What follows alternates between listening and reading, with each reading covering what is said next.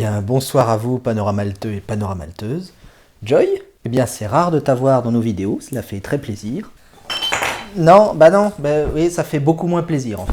Et voilà. Ah bah voilà, connerie. C'est con, tu fais un truc, c'est une connerie. C'est malheureux, c'est malheureux. C'est très brave de ta part. Là, vous voyez pas, on a Pimousse qui est en train de dézinguer le canapé. Pimousse, c'est un petit peu méchant, calme-toi. Ah, non mais c'est gentil, c'est bien tenté quand même, c'est brave bête. Donc nous nous retrouvons ce soir pour la suite des petits cocktails à base de whisky. Alors le cocktail que je vous propose de réaliser ce soir se nomme le Vieux Carré. Il nous vient de Walter Bergeron, ou Bergeron peut-être, parce qu'il était peut-être français, sinon c'est Walter Bergeron, qui était barman à Nouvelle-Orléans dans les années 30. Quand je dis les années 30, je ne sais pas en quelle année vous regardez cette vidéo, c'est bien 1930. Hein. Je sais qu'il y a un peu de marge jusqu'à 2030, mais on sait jamais si Panoramal t'es encore là dans 10 ans avec la postérité et tout ça. Donc Monsieur Bergeron, tout simplement, en faisant ce cocktail, il a voulu rendre hommage au quartier français de la Nouvelle-Orléans. Et le quartier français de la Nouvelle-Orléans, ça s'appelait en tout cas dans les années 30, le Vieux Carré. Alors autant le Godfather c'était un cocktail simple à 2 ingrédients, autant là on part sur un cocktail à 6 ingrédients. Du coup au niveau des ingrédients, y a des petites choses un petit peu difficiles à trouver. Donc le whisky va être ici à part égale avec 2 autres alcools, mais ça j'y reviendrai. Pour l'instant on va se concentrer sur l'âme du cocktail quand même, l'âme de la chaîne, le whisky. Quel type de whisky allons-nous avoir besoin pour préparer le Vieux Carré? Eh bien ici nous allons avoir besoin non pas d'un single malt ou d'un blended assez classique pour les cocktails, mais là on va bien avoir besoin d'un whisky de caractère. On va partir sur un whisky de seigle. Donc les whiskies qui contiennent majoritairement du seigle, vous vous rappelez, on appelle ça les rye whisky. Et ça s'écrit comme ça. Et le plus connu d'ailleurs de ces whiskies à base de seigle nous vient directement du Canada, le fameux Canadad Rye. C'est pas drôle, Porcinet. Je vais devoir sévir. Oh ça va, c'était une petite blague. Puis de toute façon je m'appelle pas Porcinet. Et toc, remonte ton slibard, l'otard. Alors pour le rye whisky de ce soir, eh bien en fait j'en ai que 3, moi des rails, je croyais en avoir plus mais non. Il y en a un que je garde pour la collecte, il y en a un que je garde, que je vais ouvrir prochainement sur Panoramal, donc je vais découvrir avec vous. Et du coup, il m'en restait un qui était déjà entamé, le troisième qui va donc servir pour le cocktail de ce soir. Un Jack Daniel Single Barrel Rye. En rye, chez Jack, il y a la version standard et la version single barrel. Donc déjà, la version single barrel, c'est de la bonne cam. Et en plus, le rye, que ce soit le classique ou celui-là, je les aime beaucoup chez Jack. Donc déjà, de base, j'aime bien cette boisson toute seule. Mais là, pour le cocktail, je ne doute pas qu'il fera le taf à merveille. Ajouté au whisky de seigle, nous allons incorporer une eau de vie à base de vin, plus communément appelée cognac. Alors je vous avoue que dans le domaine du cognac, je suis pas du tout connaisseur. J'ai dû en goûter 2-3 par-ci par-là que j'avais bien aimé, mais je connais pas grand-chose. Donc au niveau du choix de la bouteille, ça a été un petit peu au pif. Donc ça part là-dessus, un NSC very spécial. Oui, j'ai remis un peu d'éclairage, on verra bien ce que ça donne. Alors NC, il faut savoir que c'est le plus gros producteur et exportateur mondial de cognac. Alors je dis pas que c'est gage de qualité, mais voilà. Dans mon choix multiple, ça a été un petit peu ce qui a déterminé le truc. Le troisième participant à ce cocktail sera du vermouth. Et les vermouths? Non, on va quand même rester sur un cocktail végétarien. Vermouth, de toute façon, j'ai toujours trouvé le nom un peu bizarre et à consonance un petit peu allemande. Alors que pas du tout, il n'y a que 5 pays vermoutiers, entre guillemets. Il y a la France, l'Italie, l'Espagne, le Canada et l'Australie. Alors certes, ces pays sont de plus gros producteurs de vin que l'Allemagne, hormis le Canada, mais bon, c'est l'exception qui confirme la règle.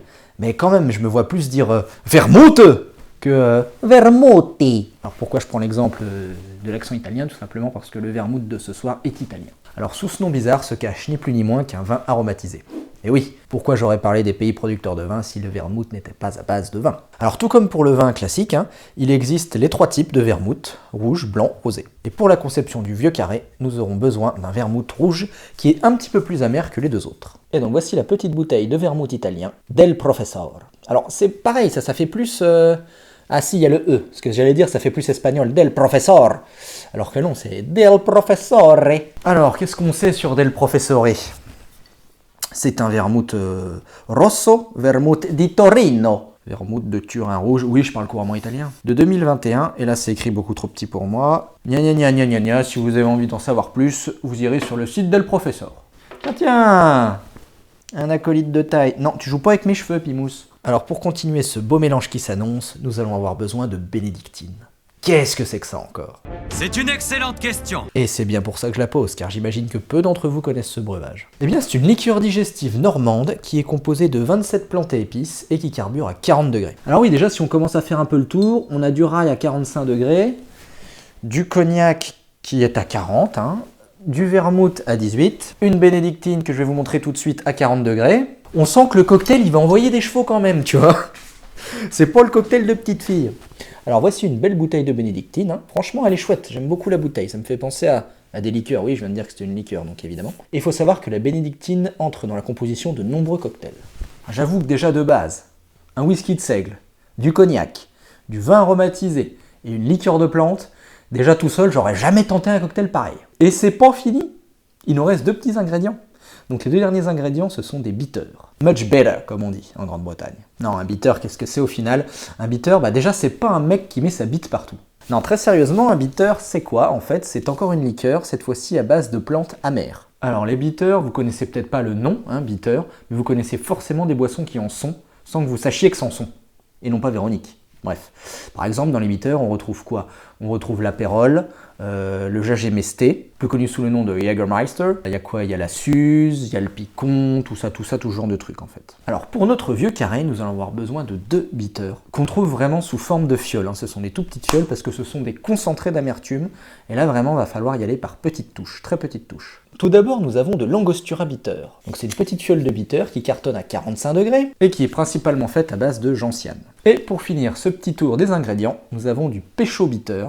C'est quoi? Du bitter péchose. Y a pas d'alcool là-dedans. Tu veux rire, y a que de l'alcool. Qui lui est un petit peu moins fort, puisqu'il n'est qu'à 35 degrés. Et qui en plus de la gentiane, lui il va plus tirer sur des notes un petit peu anisées, mentholées. Alors je ne sais pas si vous l'avez constaté, ça je connais très bien. Ça vous voyez pas parce que bon, il y a le papier, c'est vendu comme ça, je ne sais pas trop pourquoi, mais c'est déjà ouvert, ça je connais. Mais les 4 autres là du coup, elles sont toutes neuves. Alors je sais très bien ce que vous êtes en train de vous dire. Vous vous dites que je suis un gros enculé. Du coup ça j'espère que non quand même. Donc du coup j'imagine que vous êtes en train de vous dire, t'as quand même pas acheté les 2 tiers des bouteilles juste pour faire un cocktail. Évidemment que si. Sans déconner, vous me connaissez pas depuis le temps. Donc bon, après cette petite présentation de tous les ingrédients, très honnêtement, moi ce cocktail, je vous avoue, il me fait pas du tout rêver. Donc chacun de base doit être mauvais, mais alors le mélange de tout. Parce que du coup ce cocktail, c'est vraiment une première pour moi. Et du coup on va le découvrir ensemble, et j'espère vraiment que mon intuition n'est pas bonne, mais vraiment pour le coup je suis assez anti. Ce qui veut dire en gros, je suis assez sceptique.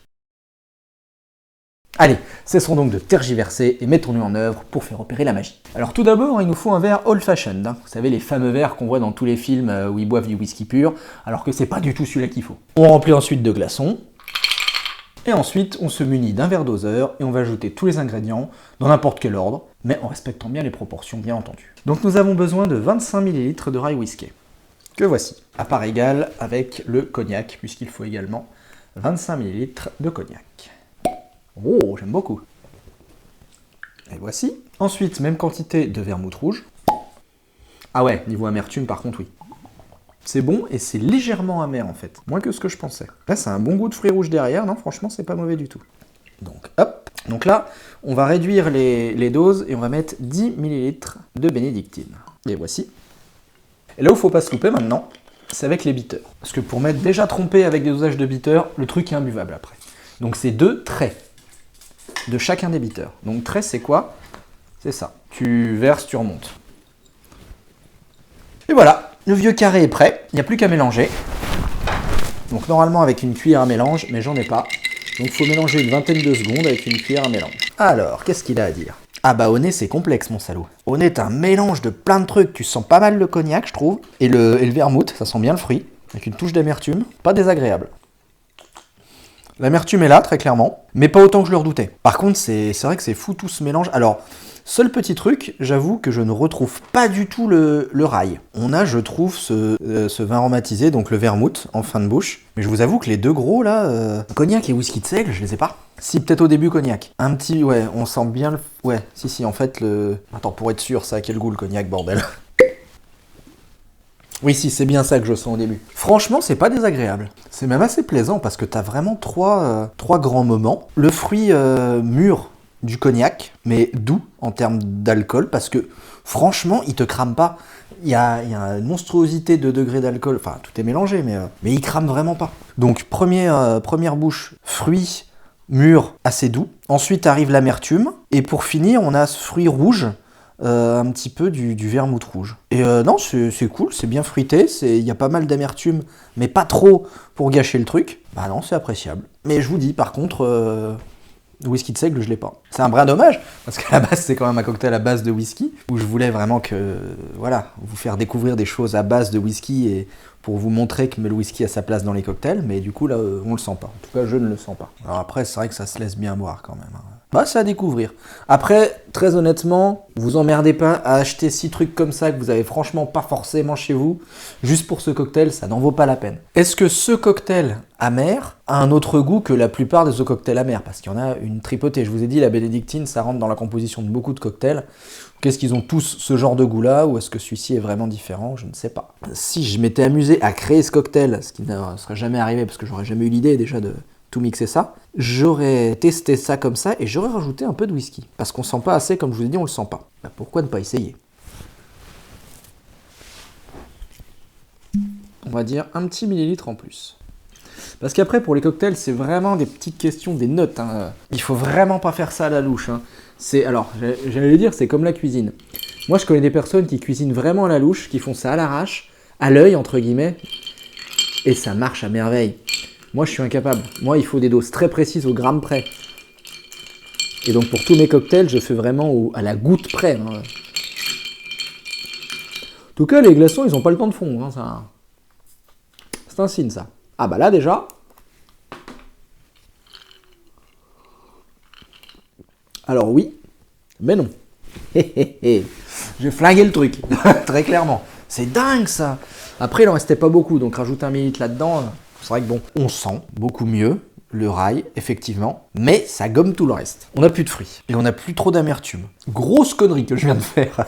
C'est un test, il faut essayer, bordel. Il faut oser se lancer, sinon vous progresserez jamais. Donc c'est un échec, hein. Des idées comme ça, j'en ai 15 par jour, et il n'y en a jamais une de bonne, de toute façon. Bon, bah je vous dis à très bientôt pour une nouvelle critique de whisky. Restez sur Panorama Alt, jour et nuit, 24 heures sur 24. Regardez-moi, enivrez-vous, et ferme ta gueule surtout. Sur ce, bonne soirée, et à très bientôt. Take my